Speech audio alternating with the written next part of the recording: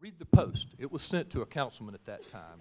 It was frightening at the comments that were made to us as members of First Baptist Church, as a follower of Christ, calling me a bigot, calling me hatred, and saying that she hoped that if anybody from my church showed up in the trauma center that they could treat us. Those are the type attitudes that can be out there, and I see you shaking your heads no, we've got it saved, and that's the dangerous thing. So, sir, I appreciate you honoring the rules and sitting down. It does, a lot of times, a vocal voice of standing up. We hear your comments, and we're not saying these things don't happen, but to suggest that we ought to bring down the rule of law and to suggest that, well, Jacksonville ought to be like everybody else in the nation.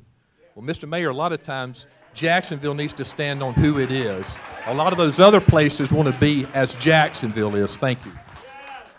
All right, Cindy, last comment, please.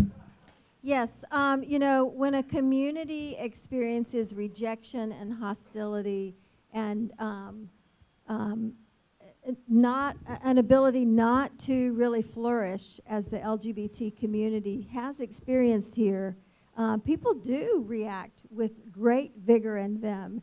And that's a part of what we're experiencing. The folks at the Children's Museum, I think if there had been an ordinance, there would have been a civil administrative recourse that people could have taken that would have actually de-escalated things. And that's what we're talking about here. Jacksonville is a great city, and people do come here, but people leave also. Young people leave this city because they find it to be too hostile an environment.